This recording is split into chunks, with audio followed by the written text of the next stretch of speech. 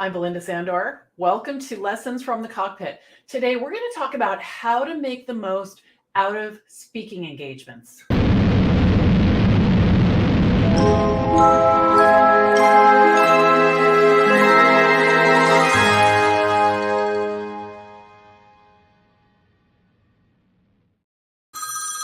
Hey, everybody. Welcome to Lessons from the Cockpit. I'm Belinda Sandor. I'm your host today. And today we're going to talk about how to get the most out of your speaking engagements. Now, Lessons from the Cockpit is a tactical and practical show that we do every single week at the same time. And I hope you put it on your calendar and join us. So we are sponsored by the VA Connection. And at the VA Connection, we work with new, aspiring, and established virtual assistants to help them build thriving businesses so that they can enjoy the VA lifestyle. And we do this in our coaching programs, our online community, and our courses. So before we dive in, I'm going to talk a little bit about myself. And I know we have some new people here today. Lots of people have been joining the Facebook group and following us on YouTube. And I'm thinking that, a lot of people are thinking about 2023, right? And what's coming up next and what they want to do and changes they want to make in their life. And I think for a lot of people, starting a business is really at the forefront of that. So welcome. So let me introduce myself.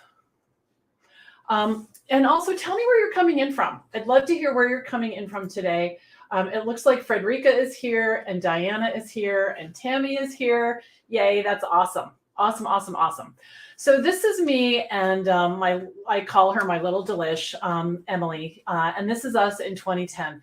She was 9 years old and I was just starting out as a virtual assistant. And this was a really tricky part of my life because I was really navigating a lot.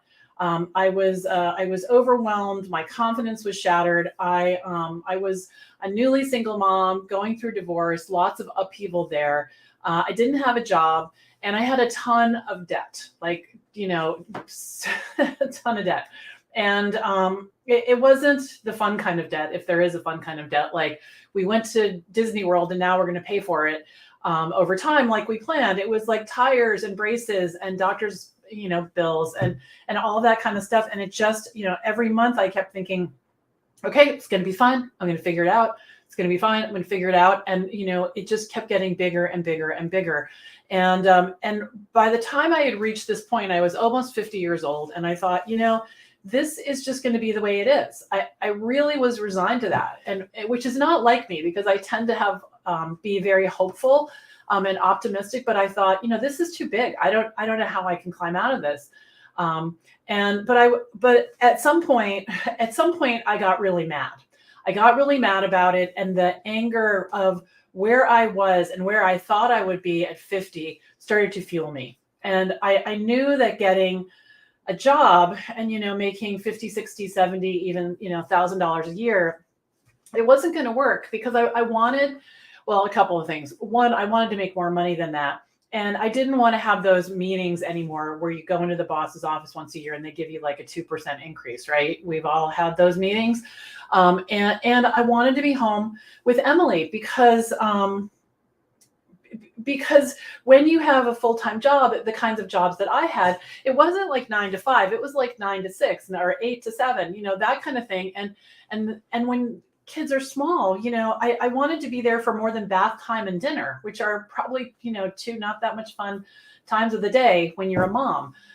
So I started temping to try to get some money coming in. And I thought, you know what, I'm going to do admin work. I'm pretty good at it. I like it. I like figuring stuff out. I'd been a secretary back in the dark ages in my 20s. And I thought that's what I'm going to do. And I didn't even know it was called virtual assistants back then. And honestly, for the first year, it wasn't virtual.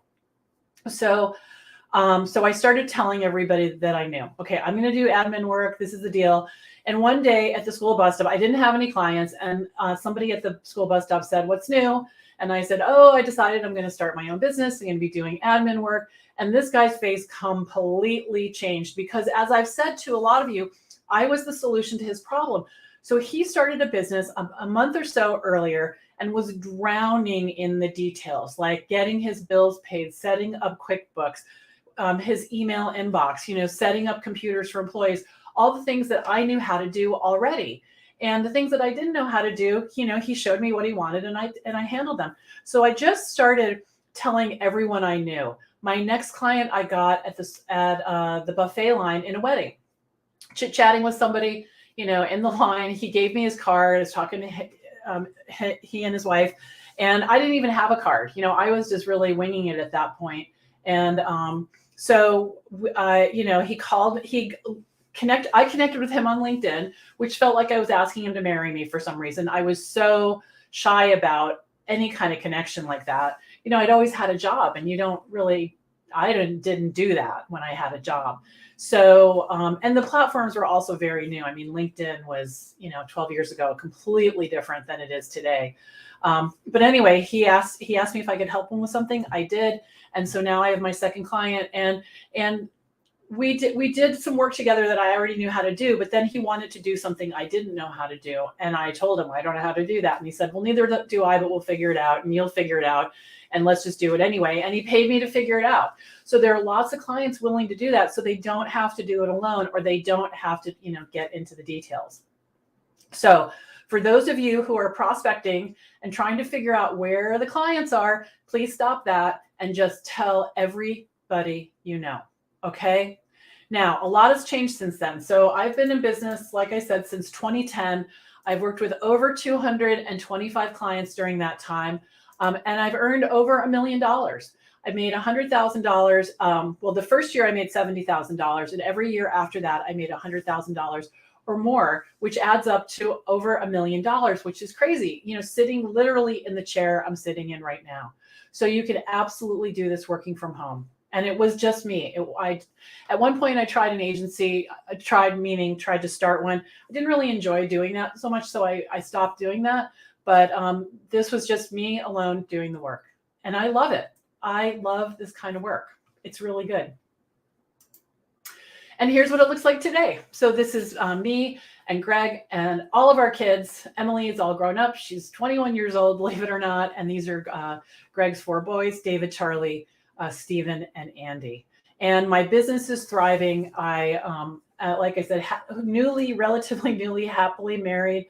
And life is really different. I'm not making minimum payments. I'm not, running around paying the electric bill the day that it's due. And I was able to turn that around. It took some years. I won't kid you. It wasn't like, oh, wow, I have $100,000 and now the debt's gone, because the debt was huge. But, I can breathe again. I feel like I have space. I can make choices. For a long time, I felt like I had no choices. It was just the way things were, and I had to deal with it. And it was not comfortable. It was not comfortable at all. So if you are ready to step into being a virtual assistant, I would love to help you with that. So stay tuned, watch this space, because like I said, we have these free trainings every Tuesday and every Thursday, and I'd love to have you here. Okay, so let's talk about speaking engagements. All right, speaking engagements.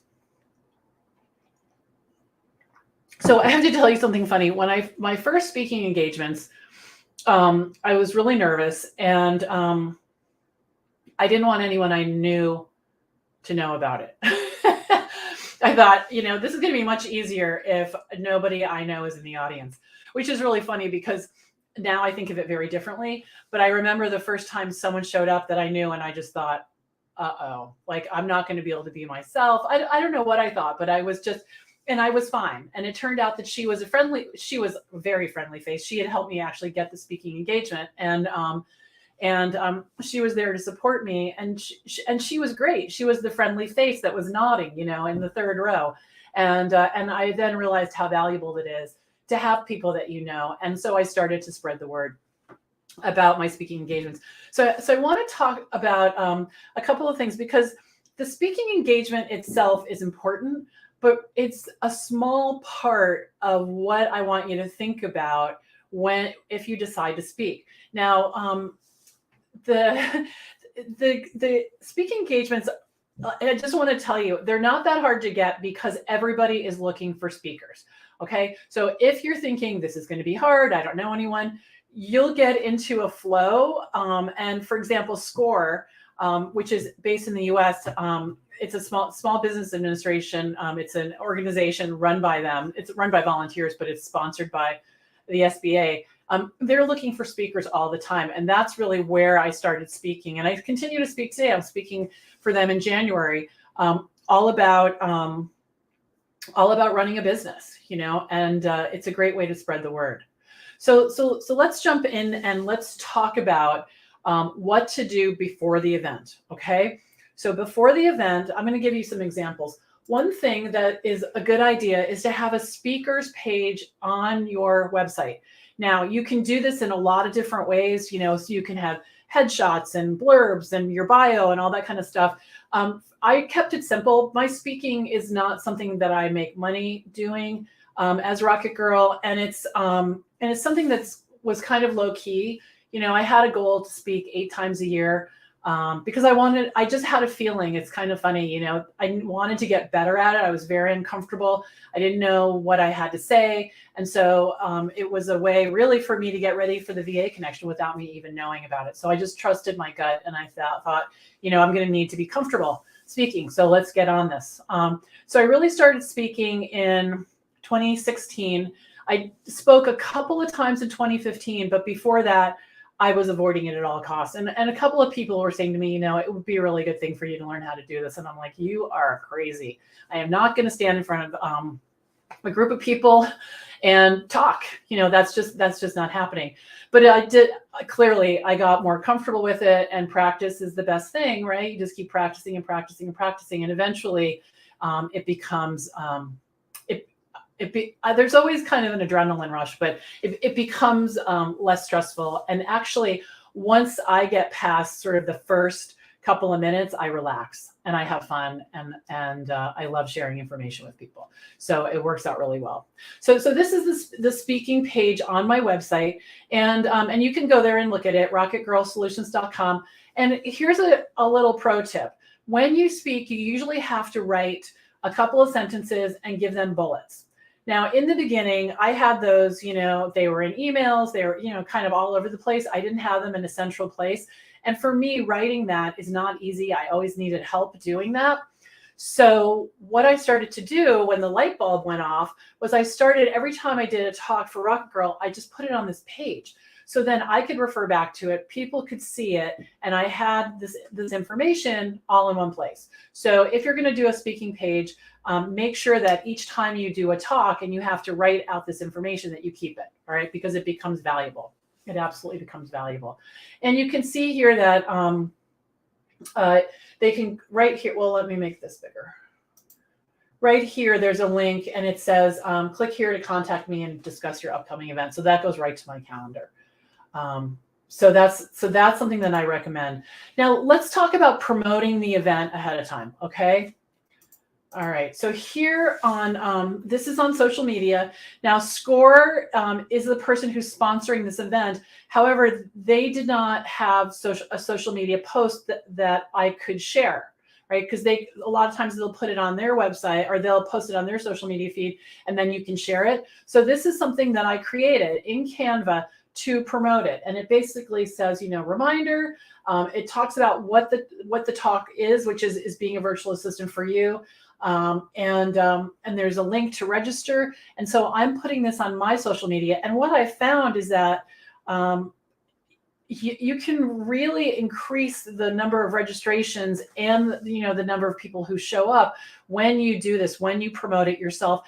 And the people who are having the event are very grateful that you're doing this, right? They're very grateful because they only have a certain reach. And if you can, bring this beyond that, they're very happy.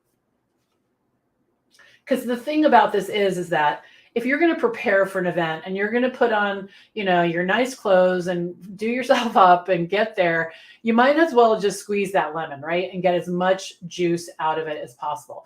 Now, part of this too is, for those of you who have been my students or been around me for a while, there's something called sprinkling, which is like this, sort of marketing and sprinkling yourself everywhere.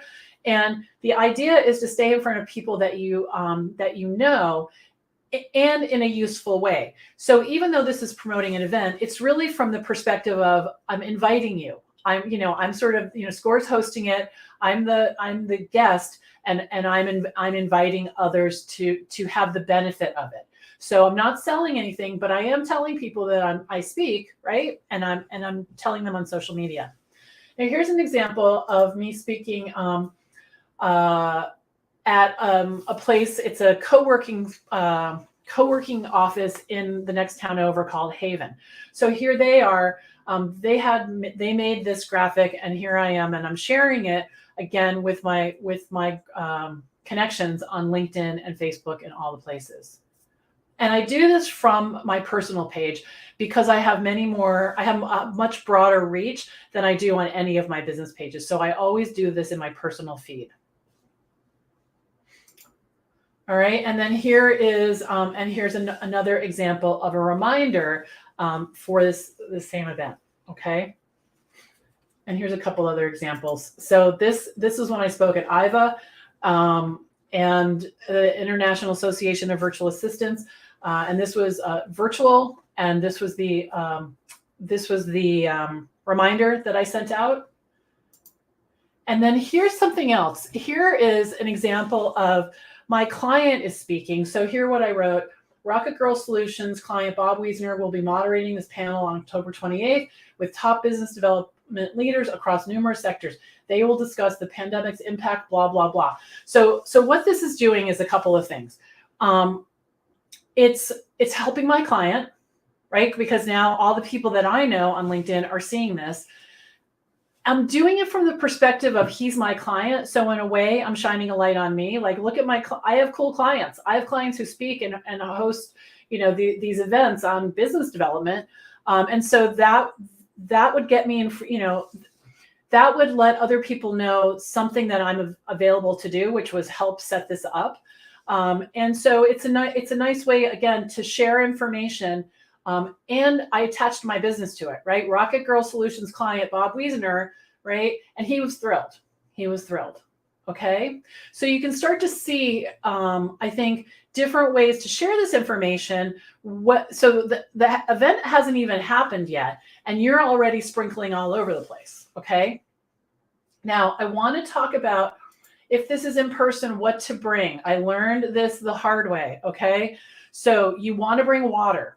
Very often you'll be, in the basement of a library or somewhere where they don't have water. It won't necessarily be someone's office. It might be a hotel or something. So you want to make sure you bring water. You want to bring tissues, and you want to make sure that the tissues are right with, usually there's like a table or something with your laptop on it if you have slides. And I keep the tissue folded like this right there when it's ready, because there's nothing worse than, what if you sneeze or, you need a tissue in front of all the people in the room. You want to make sure you've got that. You want to have a paper copy of your presentation. And I'll tell you why. I have an example of that right here. Because one time I showed up and the projector didn't work. So I had this copy here. So I was able to do the presentation because I had it here, right? So I don't remember what the issue was, but I always have a paper copy of the presentation right there with me. And then business cards. I have gone to speaking engagements without business cards. Not a good idea, right? Because you're really trying to spread the word. The other thing is a clicker. A clicker helps a lot. It helps because I have something to hold on to, which brings my nerves down. And it also helps because, you can, without touching your laptop, you can forward the slides. You also want to bring props. Props like, for example, in one of my talks, I talk about, one of my talks is 7 biggest mistakes small business owners make when trying to grow their business. And I talk about staying in touch. And again, with the sprinkling. And so these are cards, send out cards that I used to send out to stay in touch with people. So a picture of me, a tip. So here I am, I'm at Sears on a tractor, so you don't have to travel to exotic places. You can go to the mall. But I do bring examples. I'll use my business card as an example of what a business card should have. So any kind of props that you can bring, and I pass these out in the in the audience. So it's a way for me to engage with them, to walk into the audience, to hand them something, and bring us closer. Now, the other thing I have is something called a yes form. So the last time I spoke in person was before the pandemic. So this is really for in-person events. But this form right here, I have a picture of it coming up, but I'll just show it to you. Basically, I hand this out during the event. And what it is it invites people to sign up for my newsletter. It offers them a free 30-minute consultation with me, right? Which we want to get discovery calls on our calendar. And it asks them, and then I have a summary of one of my talks, and I send that to them if they're interested. Okay, so this is gathering information. Here's one when I talk about it as being a VA for you. This is the one that I have for that. Okay, so you want to have some way to collect information. Now, the other thing you can do this in person or online, is there's an application called Textiful. If you're in my community in the VIP club, there is a recent webinar that I did on how to use Textiful. So go over to the vault and check that out, and you can see exactly how Textiful works. But basically, you get people to opt into your email newsletter list using an app. So they would text, Rocket Girl to some number, and then they would be asked to give you their email address, and then they're opted in. And there's a connection between Textiful and MailChimp and other email newsletter providers that makes that all happen, and they end up on your list. Because that's one of the big goals is to stay in front of people, but also always the goal of everything you do is to grow your list, really to grow your list. Okay. So those are the things that you want to bring with you. Okay. Now, I want to talk about what to do after the event. All right. What to do after the event, because this is where the power is, right? This is where the juice is after the event. You might think, oh, that's over. It's not over. There's a lot more to do. Okay. So the first thing is a big thank you. This is a picture of the library where I spoke. A big thank you to SCORE and the Mystic Library for hosting me last night at this talk. And if there's a replay, you can, sometimes especially online, there's a replay. You can send them to the replay, okay? Or you can, it's just really about thanking them. And then I send them to, my website, to further connect with them. So a big thank you. The next thing is you're going to take these yes forms. Let's see if I can make this bigger. We're going to take these yes forms, which essentially have, the information about the people who were there. And we are going to the next day or the day after that, but that's the cutoff. You have to do it right away, because while they still are engaged, while they love you, all the things, you want to connect with them. So the first thing I do is I go through the stack of these yes forms, and everybody, and I have an email, and it's basically, hi, first name. Thank you so much for attending, my presentation on Tuesday at Haven. So I remind them exactly how we know each other. I had a really nice time. I enjoyed meeting all of you. As promised, I've signed you up for my newsletter. I've attached, my article, 7 Biggest Mistakes, and here's a link to get on my calendar.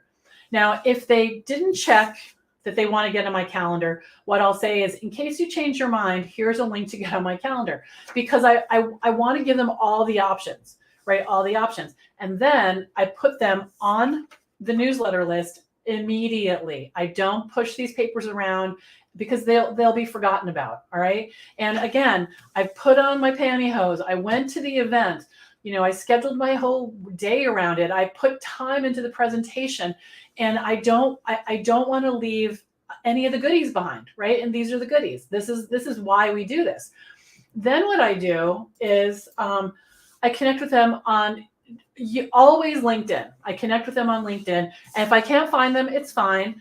I don't spend a jillion hours doing it, but I do. Sometimes someone's name is John Smith and it's like practically impossible, but you can search on their email. Sometimes that will bring up their profile. And if it's appropriate, connect with them on Facebook and Instagram, depending on your business. As Rocket Girl I didn't do a lot personally on Facebook, and I didn't have Instagram, but definitely I would connect with them on LinkedIn. And so what happens is now you've made the connection, you've put them on your newsletter list if they're interested. Now you're going to stay in touch with them on a regular basis. When you publish your newsletter, you're going to put it on LinkedIn, and there's other social media activities that you'll do that'll stay top of mind. And that's what you want to do, so that when they hear your name a year from now, they're like, oh yeah, I saw her speak somewhere, and now we're in touch, and she's everywhere. That's really what you want them to want to do. If there's someone who has, come up to you, spoken to you, and you want to stay in touch with them in a little bit deeper way, you can make a connection with them, meaning schedule time to have virtual tea or tea in person, and maybe you'll have a new friend, and that would be great too. That would be great too. So that is really the way that I think of speaking engagements. So promote before, be fully present, have everything you need in the event itself, have a way for people to give you their information, make it clear that you're adding them to your newsletter list. You don't want to spam anyone, and then connect with them on social media afterward, and then continue the connection through your newsletter. So we have a comment.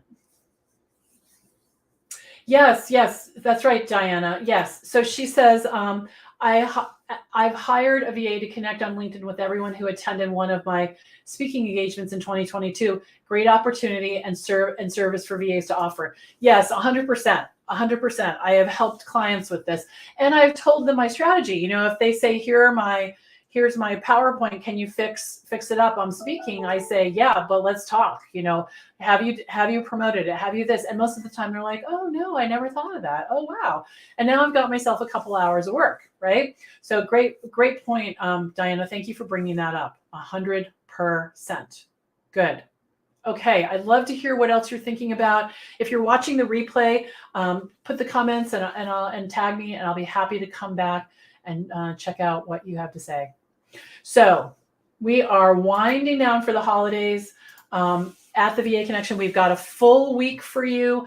If you're in the VIP club and the VA school, Lisa Corrado is going to come speak to us tonight on busting through your limiting beliefs. Very exciting session. We've got study hall. We've got Q&A for VIP club today, and I'm excited to see everybody.